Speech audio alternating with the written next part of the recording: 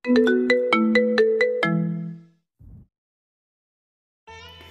কি ঠিক করা যায় না?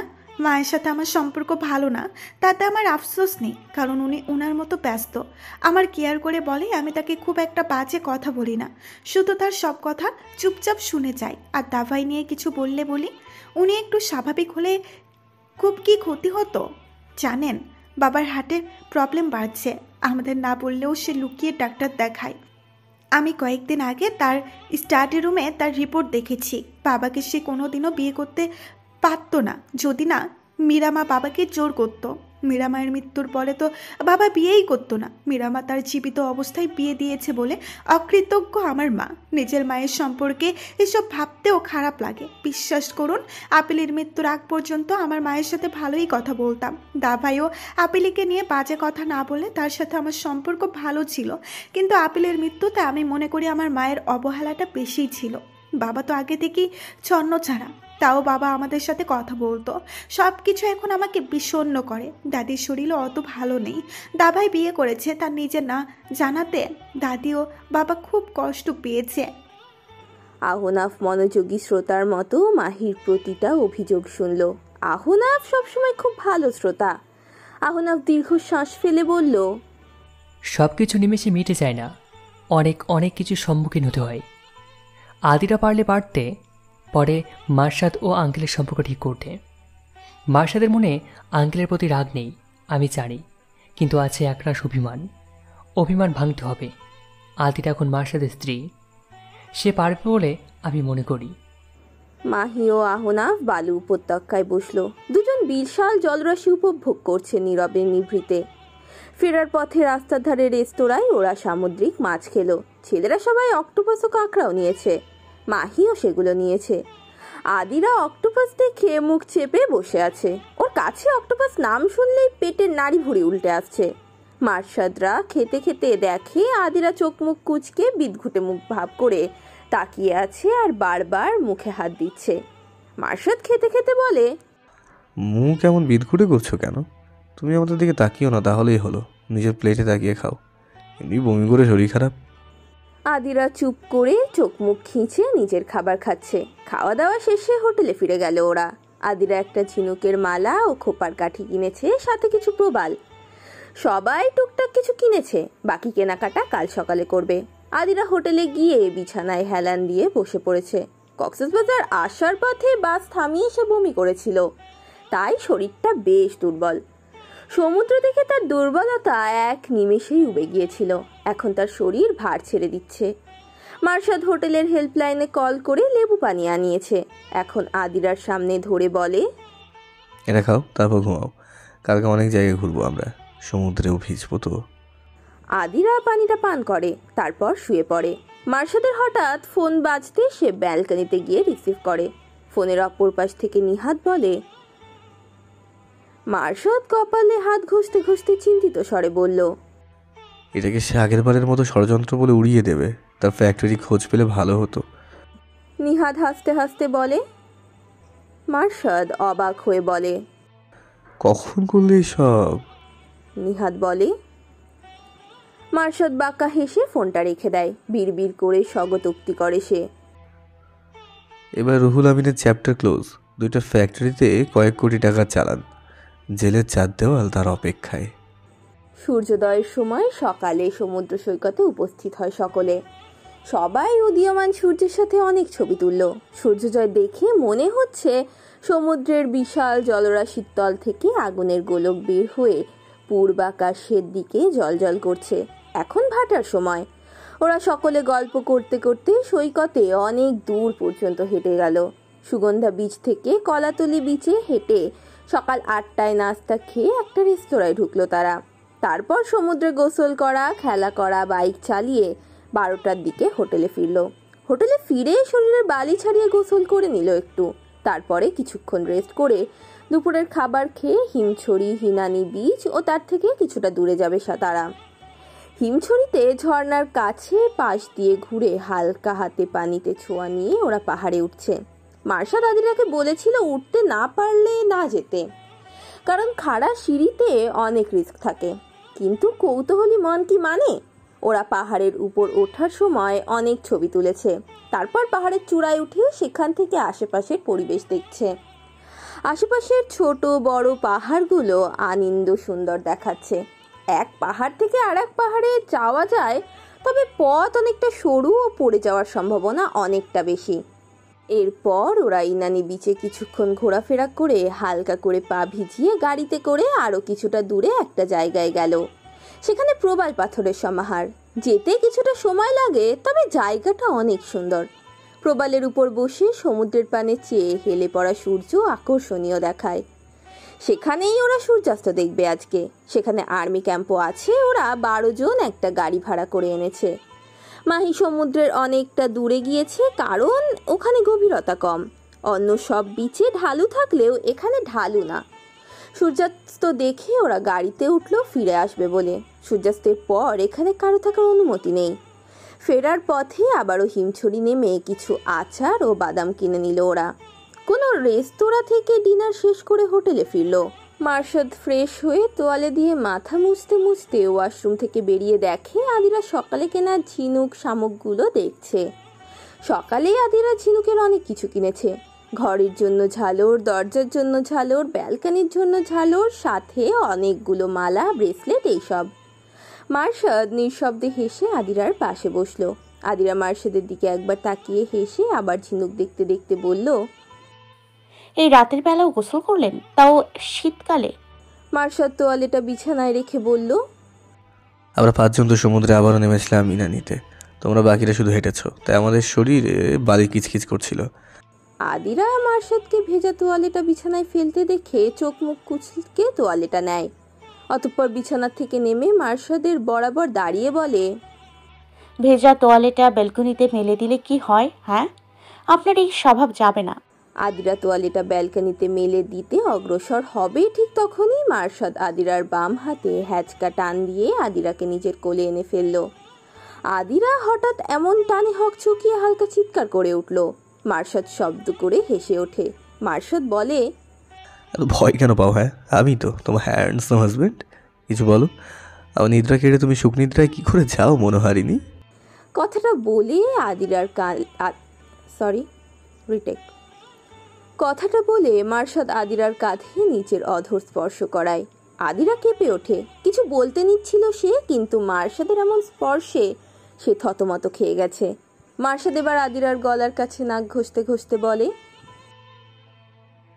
আমি ঘুমাবো, আজ কত ঘোরাঘুরি হলো, টায়ার্ড লাগছে। আদিরা হাত দিয়ে মার্শাদকে সরিয়ে আমতা আমতা করে বলে। আদিরা ঠেলে উঠে যেতে নিলে মার্শাদ ওকে টেনে এবার বিছানায় ফেলে। আদিরা চোখ মুখ খিচে রেখেছে। মার্শাদ নিঃশব্দে হেসে আদিরার বন্ধ নয়ন যুগলে ফু দেয়। আদিরা ঈষৎ কেঁপে ওঠে। মার্শাদ সম্মোহিত কণ্ঠে বলে। আদিরা নিশ্চুপ। তার উজ্জ্বল কায়া অনুভূতির মহালগ্নে শিহরিত। আলো নিভিয়ে প্রিয়তমাকে গভীর আলিঙ্গনে প্রেমের শহরে আবারও আবাদ বিচরণে রজনী পার হয় তাদের। পরের দিন সমুদ্র পাড়ে হালকা ঘোরাফেরা করে বেলা 12টায় ঢাকা ফিরতে রওনা হয় ওরা। পরের দিন সকালে ঢাকা পৌঁছে যায় ওরা। আবার শুরু আগের মতো জীবন। মার্শাদ ঢাকায় এসেই রাহুল আমিনের খোঁজ নেয়। কক্সবাজারে থাকা অবস্থায় সেই চিন্তা সে নিতে চাচ্ছিল না। রাহুল আমিনের 2টা ফ্যাক্টরি ডকুমেন্ট চেক করছে ডিবি, আর তার সব অবৈধ মালামাল বাজেয়াপ্ত করা হয়েছে। রাহুল আমিন মিডিয়ার সামনে আসতে চাইছে না এবার, কারণ তার ওই 2টা ফ্যাক্টরি ছিল মূল। বাকি শাখা ওগুলোর সূত্র ধরে বের হয়ে আসবে। মার্শাদ প্রশান্তির নিঃশ্বাস নিল। সাগর নিউজে যেদিন দেখেছে সেদিন থেকে সে কিছুটা দিশেহারা অবস্থায়। কিসের সাথে সে জড়িয়ে গেছে তাই ভাবছে। এত সলিড পরিকল্পনা যদি ধরা পড়ে যায় তাহলে সাগরের সব পরিকল্পনা তো তুচ্ছ। তাছাড়া সাগরের কাছে ওর এক বন্ধু আর একটা খবর দিয়েছিল যে নিলয় রাত্রির সাথে যোগাযোগ রাখছে এবং ওদেরকে রেস্টুরেন্টে হাত জড়িয়ে ঢুকতে দেখেছিল। সাগরের বিষয়টা হজম না হওয়ায় সে নিলয় ও রাত্রির উপর নজরদারি করতে বলেছিল। আজকে খবর পেয়েছে নিলয় ও রাত্রিকে একে অপরকে জড়িয়ে ধরতে দেখেছে। সাগর নিলয়কে আসতে বলেছে। নিলয় এসে সাগরকে বলে, হ্যাঁ দোস্ত, বল কি অবস্থা? ভালোই, তোর কি অবস্থা? এই তো ভালো। তা হঠাৎ জরুরি তলব? তুই হোস্টেল ছেড়ে দেওয়ার পর থেকে অনেকটা চেঞ্জ হয়েছিস, সেই ব্যাপারে জানতে। নিলয় ভ্রু কুচকে বলে, কেমন চেঞ্জ? এই যে পুরনো প্রেম জেগে উঠেছে, খুব মাখো মাখো প্রেম। নিলয় নড়ে চড়ে বসে। সাগর কিছু সন্দেহ করলো, এরকম ভয় তার। সাগর তা দেখে বাঁকা হেসে বলে, তোর আর রাত্রির প্রেম তো জমে উঠেছে শুনলাম, তাই কবে থেকে? আমাদের জানালি না পর্যন্ত। কি প্রেম! নিলয় জিভ দিয়ে ঠোঁট ভিজিয়ে দৃষ্টি লুকাচ্ছে। সাগর বলে, সত্যি বলবি? আমি শিওর হয়েই তোকে ডেকেছি। রাত্রির জন্যই বুঝি তোর আমাদের সাথে মন নেই? সত্য না বললে আমি কি করতে পারি তা তো তুই জানোসই। নিলয় হাত দিয়ে কপাল ঘষে। চিন্তায় পড়ে যায় সে। রাত্রির পরিবারে রাত্রির বিয়ে নিয়ে আবারও কথা হচ্ছে। নিলয় মাস দুয়েক হলো একটা পার্ট টাইম জবে ঢুকেছে, যা বিকাল 4টা থেকে রাত 9টা পর্যন্ত। আর টিউশন 2টা ব্যাচ শুক্রবার সহ সপ্তাহে 4 দিন করে পড়ায়। নিলয় যেহেতু বিবিএ স্টুডেন্ট আর তার রেজাল্ট মোটামুটি ভালোই, প্রথম 2 বছর তো ভালোই রেজাল্ট হয়েছিল তার। কিন্তু তারপর সাগরদের সাথে হোস্টেলে ওঠার পর তার রেজাল্ট আগের তুলনায় খারাপ হচ্ছিল। সে স্টুডেন্ট হিসেবে পার্ট টাইম জব নিয়েছে, এখন সে লেখাপড়াতেও মনোযোগ দিচ্ছে। আর তার সদ্য হওয়া সেমিস্টারটাও বেশ ভালোই হয়েছে। সাগরের ঝাঁকুনি দেয়াতে নিলয় কল্পনা থেকে বাস্তবে ফেরে। সাগর বলে, তুই আমাদের ধোকা দিচ্ছিস না তো? তুই মুখে বললে ভালো, আর তুই না বললেও আমি তোরই সব জানতে পারবো। তখন তোকে খুব পস্তাতে হবে। আর রাত্রি তো... নিলয় ভয় পেয়ে যায়। নিলয় হড়বড়িয়ে বলে, রাত্রির কিছু করিস না, ওর সত্যি কোনো দোষ নেই। এখনও মার্সাদের সাথে চলাফেরাও কম করে। এই যে মার্সাদরা সবাই ঘুরতে গেল, রাত্রি যায়নি। ও এখন শুধু আমার সাথেই থাকে। সাগর অট্টহাসি হাসে। হাসতে হাসতে বলে, তুইও তো আমাদের সাথে কম চলিস। আমাদের বেশিরভাগ আড্ডায় তুই থাকিস না, শুধু ওই রাত্রির জন্য, তাই না? নিলয় মাথা নিচু করে আছে। সে হতাশ স্বরে বলে, দেখ সাগর, আমরা যা করছি তাতে আমাদের কোনোই লাভ হচ্ছে না। রুহুল আমিন যদি তোকে ফাঁসায় তাহলে কিন্তু তোকেও জেলে যেতে হবে। প্রতিটা ধাপেই বিফল। এর চেয়ে ভালো আমি 1.5 বছর আগে যেমন ছিলাম তেমনটাই হয়ে যাই। আমার কোনো বড় ভাই নেই, বাবারও রিটায়ারমেন্টের সময় চলে আসছে। তাছাড়া রাত্রিকে আমি ভালোবেসে ফেলেছি অনেক, আর আমি চাই না তার কোনো ক্ষতি হোক। তাছাড়া শি ইজ মাই ওয়াইফ। সাগর হতভম্ব দৃষ্টিতে নিলয়ের দিকে তাকিয়ে আছে। নিলয় হাত জোর করে বলে, বন্ধুত্ব বন্ধুত্বর জায়গায়, আর পার্সোনাল লাইফ তার জায়গায়। আমি চাই না দুয়ের সংঘর্ষ হোক। অনেক তো করলি, এবার অন্তত আমার দিকটা ভাব। তোকে মার্সাদের কিছু করতে আমি বাধা দেইনি, সবসময় রিস্কটা আমি জানিয়েছি। আমিও সমান দোষী তোর সব কাজে। আমার পার্সোনাল লাইফটাকে রেহাই দে। তোকে একদিন আমি ইমার্জেন্সিতে 1 ব্যাগ রক্ত দিয়ে বাঁচিয়েছিলাম আমি। তোর 2 ব্যাগের মতো রক্ত লাগতো, কিন্তু 1 ব্যাগ পাওয়া যাচ্ছিল না বলে তৎক্ষণিক আমি 1 ব্যাগ রক্ত দিয়েছিলাম সেই ফার্স্ট ইয়ারে। সেদিন কিন্তু তুই নিজের দোষেই মাথা ফাটিয়ে গুরুতর অবস্থায় হাসপাতালে ছিলি। তোকে আমি আরও অনেক কিছু থেকে বাঁচিয়েছিলাম প্রথম 2 বছর। তারপর তোর সাথে বন্ধুত্ব আরও গাঢ় হয়। সেটাই বলছি, এবার আমার পার্সোনাল লাইফটা নষ্ট করিস না। তাছাড়া তোর কোনো কাজেই আমি থাকবো না যে বাধা দিব। বন্ধুত্ব কি এমনিতে থাকে না? নিলয় সাগরের এক দৃষ্টিতে চেয়ে থাকার ভাষা বুঝল না। সে কথা না বাড়িয়ে চলে গেল। নিলয় জানে সাগর নিলয়ের প্রতিটা কথা কিছুটা হলেও চিন্তা করে। অন্যদের সাথে সাগর রুট ব্যবহার করলেও নিলয়ের সাথে সে করে না। নিলয় আজ নিজের পরিবার ও রাত্রির জন্য স্বার্থপর হয়েছে। তার আর কিছুই যে করার ছিল না। আরও অনেকগুলো দিন চলে গেছে। শীতের রিক্ত বিদায়ে প্রকৃতিতে বসন্তের আগমন। ফুলের উষ্ণ অভ্যর্থনায় ঋতুরাজ তার সমস্ত রূপ নিয়ে হাজির। গাছে গাছে নতুন কুড়ি ও মুকুল। হালকা শীত, হালকা গরম, নাতিশীতোষ্ণ আবহাওয়া। আদিরা আর মার্শদ বিকেলে রাস্তায় হাঁটছে। হিমেল হাওয়ায় দুজনের মন বিভোর। আজ আদিরা মার্শদকে ফোন করে আসতে বলেছে। সাপ্তাহিক ছুটির দিন আজ। বিকেলের টিউশনটা আদিরা সকালের দিকে পড়িয়ে ফেলেছে। মার্শদ জানতে চায়নি আদিরা কেন তাকে ডেকেছে। তার মনোহরিণীর সাথে সে অসীম দিগন্তে হারাতে চায়।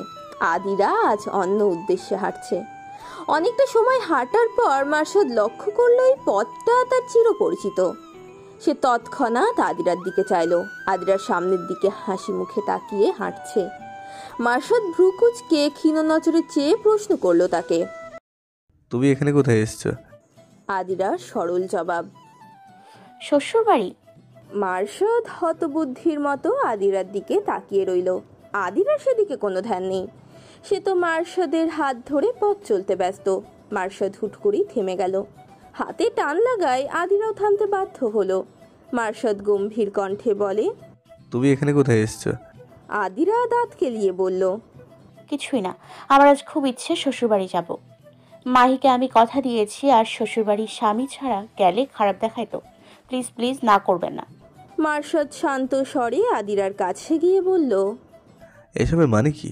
তোমাকে এখানে বাকিরা ভালোভাবে নাও চিনতে পারে, একটু বুঝো, তখন তোমারই খারাপ লাগবে। আদিরা অসন্তোষ প্রকাশ করে বলে, না না, আমি যাবই, আপনিও যাবেন। আমি টেনে নিয়ে যাব, নয়তো রাস্তার মাঝে বসে কান্না শুরু করব, তখন থামিয়েন। মার্শাদ 2 হাত দিয়ে নিজের মুখমণ্ডল মুছে নিয়ে আদিরার হাত ধরে বলল, সময় করে অন্যদিন দেখিয়ে আনবো, আজ একটু পর সন্ধ্যা নামবে। আদিরা মার্শাদের হাত ঝাড়া দিয়ে ফেলে দিয়ে সামনের দিকে হাঁটতে লাগলো। মার্শাদ অগত্যা আদিরার পেছনে গেল। আদিরা মুখ ফুলিয়ে হেঁটে চলেছে। মার্শাদ বার কয়েক ডাক দিয়েও যখন দেখলো শুনছে না, তখন দৌড়ে গিয়ে আদিরার হাত ধরে পাশাপাশি হাঁটতে লাগলো। আদিরা নিঃশব্দে হাসলো। মার্শাদ ও আদিরা চৌকাঠে দাঁড়িয়ে আছে। মাহি ও তার দাদি ওদের সাদরে গ্রহণ করলো।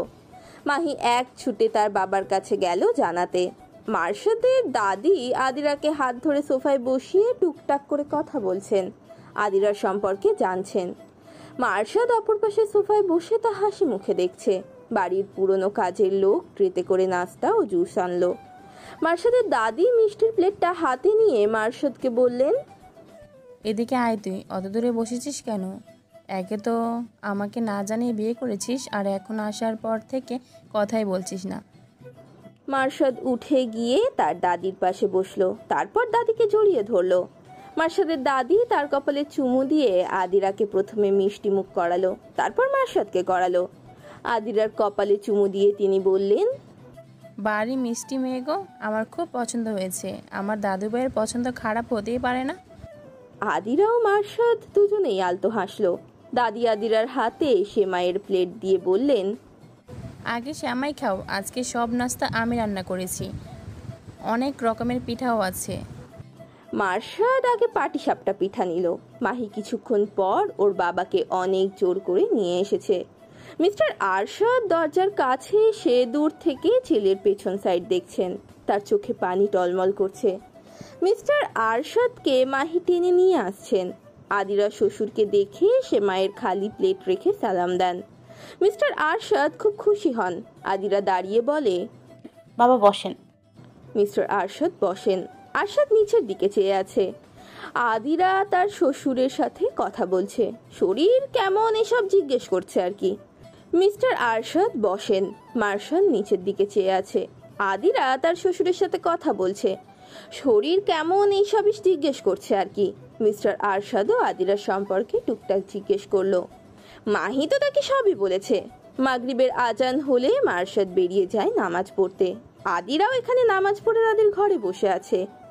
মাহি নিজে সকাল থেকে মার্শাদের ঘরটা ঠিক করেছে কাজের লোকের সাহায্য নিয়ে।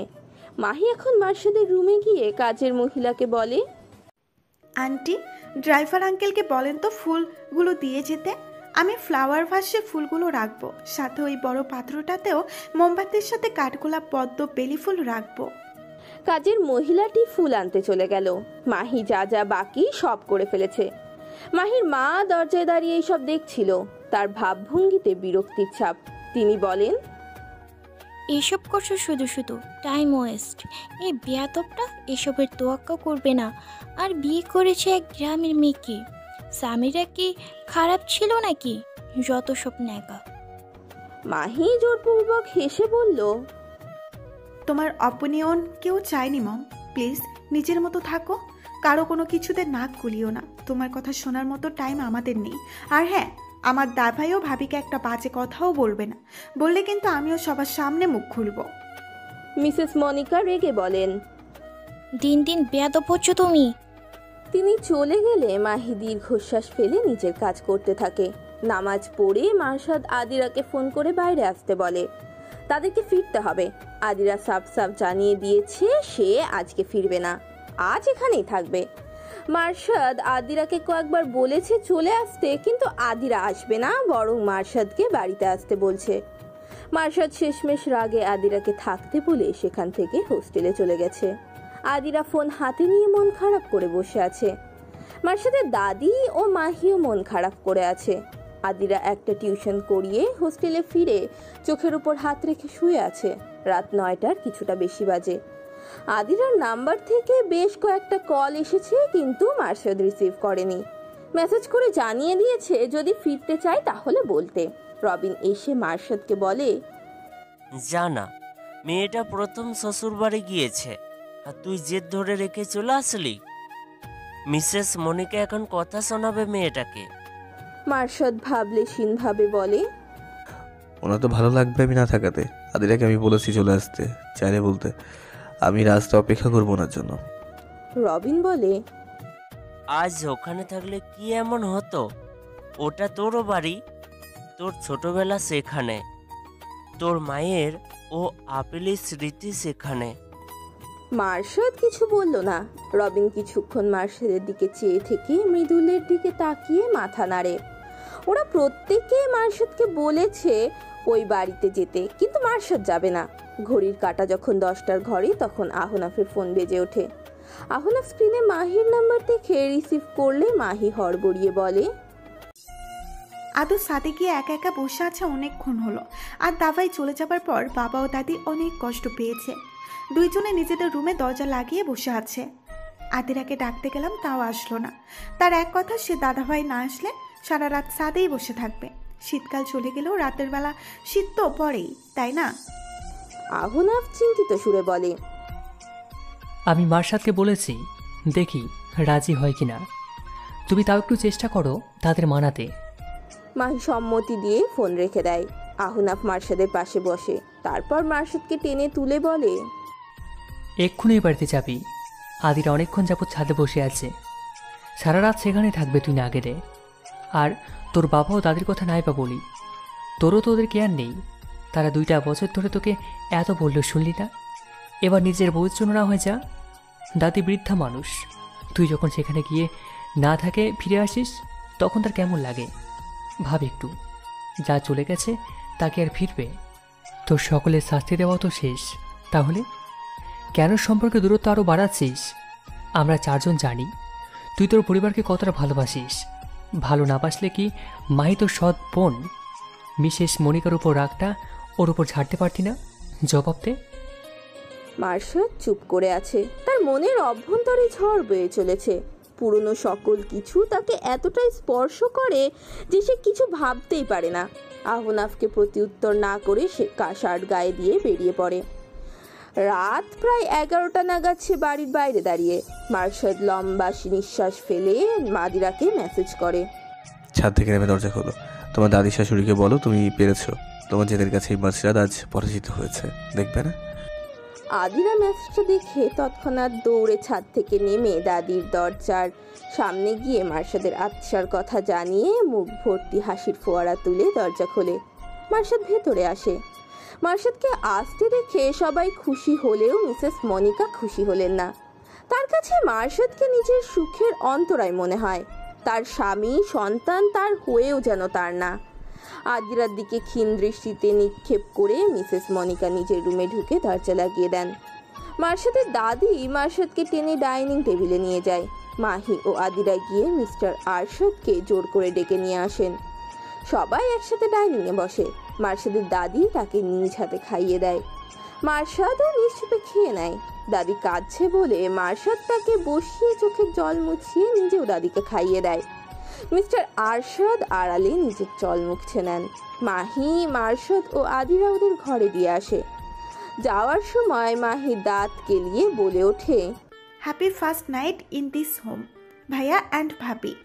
মার্শাদ চোখ রাঙালে মাহি দৌড়ে চলে যায়। মার্শাদ ঘড়ি খুলতে খুলতে ড্রেসিং টেবিলের সামনে গিয়ে বলে, ননদ ভাবি মিলে দারুণ প্ল্যানিং করেছো, দিন দিন আরো জেদি হচ্ছে তুমি। আদিরা মুচকি হাসে, তারপর বলে, দেখলেন দাদি ও বাবা কত খুশি হয়েছে। তাদের চোখে আনন্দ অশ্রু ছিল। আর এতদিন পর নিজের বাড়িতে নিজের রুমে থাকবেন। রুমটাও আপনাকে মিস করছিল। আমার কিন্তু রুমটা খুব পছন্দ হয়েছে। মার্শাদ ওয়াশরুম থেকে হাত মুখ ধুয়ে এসে বলল, কাল আমরা চলে যাচ্ছি। সবার খুশি দেখলাম, কিন্তু যার জন্য বাড়ি ছাড়লাম সে তো একবার আমায় কিছু বললো না। ঘর ছাড়া পাখি সহসা ঘরে ফেরে না। আদিরার মন আবার খারাপ হয়ে গেল। মার্শাদ ব্যালকনিতে চলে গেল, তার পিছু পিছু আদিরাও গেল। মার্শাদের পাশে গিয়ে বসলো আদিরা। মার্শাদকে আদিরাকে বসতে দেখে মার্শাদ আদিরার কোলে মাথা রেখে ব্যালকনিতেই শুয়ে পড়ল। আকাশে অর্ধচন্দ্র অন্ধকার পৃথিবী আলোকিত করার ক্ষুদ্র প্রচেষ্টারত। নীরবতায় সকল না বলা অনুভূতি রাতের আধারে বিলীন হচ্ছে। সকালে আদিরা ঘুম থেকে উঠে নামাজ পড়ে উঠে রান্নাঘরে চলে গেল। মার্শাদ নামাজ পড়ে ঘুমাচ্ছে। রাতে ওরা অনেকটা সময় ব্যালকনিতে চন্দ্রবিলাস করেছে, তারপরে রুমে এসে ঘুমিয়েছে। আদিরা রান্নাঘরে খুঁজে খুঁজে প্রয়োজনীয় সব জিনিস বের করে নাস্তা বানালো। সাধারণ নাস্তা, রুটি ও সবজি, সাথে ডিম ভাজি। তারপর চা বানিয়ে সবাইকে দিতে গেল।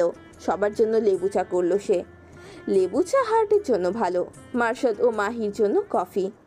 মাহিকে কফি দিয়ে এখন গেছে মার্শাদকে ডাকতে। রুমে গিয়ে আদিরা কফির মগটা বেডসাইড টেবিলে রেখে জানলার পর্দা সরিয়ে গ্লাস খুলে দিল। পর্দা সরানোর সাথে সাথে রোদের ঝিলিক গ্রিলের ফাঁক গলিয়ে এখন ঘুমন্ত মার্শাদের মুখের উপর পড়ছে। আদিরা মার্শাদের পাশে বসে মার্শাদকে আস্তে আস্তে ডাকছে। ঘুমন্ত ব্যক্তিকে জোরে ডাকা ঠিক নয়, এতে স্ট্রোকের সম্ভাবনা থাকে। মানুষের ঘুমের মধ্যে স্ট্রোক করার হার অনেক বেশি থাকে। মার্শাদ চোখে হাত দিয়ে আড়মোড়া ভেঙে আদিরার দিকে তাকালে আদিরা বিনিময়ে মিষ্টি হেসে মার্শাদকে কফির মগটা এগিয়ে দেয়।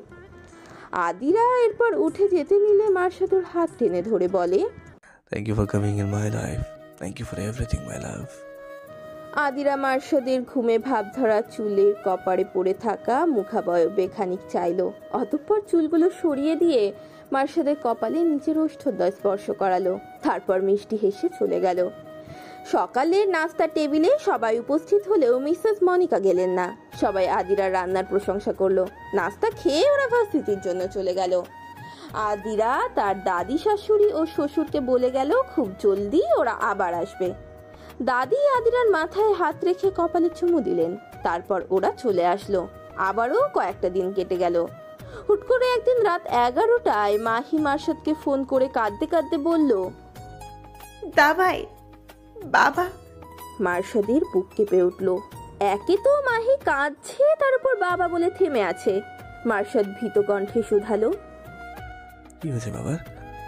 মাহি ঢোক গিলে বলে, বাবার হার্ট অ্যাটাক হয়েছে মনে হচ্ছে। আমি একটু আগে স্টাডি রুমে গিয়ে দেখি।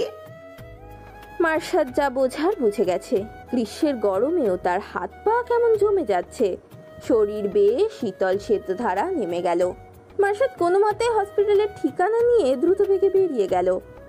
আহনাফ এবং মৃদুলরা ব্যাপারটা বুঝতে না পেরে অবুঝের মতো তাকিয়ে রইল। হঠাৎ কি এমন হলো যার জন্য এই ক্ষিপ্রতা? আহনাফরা হুট করে একে অপরের দিকে তাকিয়ে মার্শাদের পেছু ছুটে হোস্টেলের দারোয়ানকে জিজ্ঞেস করলে দারোয়ান মার্শাদ কোন দিকে গেছে তা জানিয়ে দেয়। কিন্তু কোথায় গেছে তা জানার জন্য আহনাফ আদিরাকে ফোন করলো। আদিরা এত রাতে আহনাফের ফোন দেখে অবাক হলো খানিকটা। 7-5 ভাবতে ভাবতে ফোন রিসিভ করলে আহনাফ দ্রুত বলে, একটু আগে তুমি মার্শাদকে ফোন করেছিলে, এই 5 মিনিট আগে। আদিরা বিচলিত স্বরে বলল, না তো, কেন, কি হয়েছে ভাইয়া? আহনাফ কথাটা কাটানোর জন্য হাসার চেষ্টা করলো। বলল, আরে না কিছু না, এমনি ডাকি, আল্লাহ হাফেজ। ফোন রেখে দিল আদিরা। ভাবনায় পড়ে গেল সে। হুট করে কি এমন হলো যে আহনাফ ভাইয়া তাকে ফোন করে জানতে চাইলো? ওনার কণ্ঠ কেমন যেন অগোছালো শোনাচ্ছিল। আহনাফ এবার মাহিকে ফোন করলে ফোন রিং হয়ে কয়েকবার বাজার পর শেষ সময়ে মাহি ফোন রিসিভ করলে আহনাফ মাহির কান্না জড়িত হ্যালো শুনে বিচলিত হলো প্রচণ্ড। আহনাফ উৎকণ্ঠিত হয়ে বলল,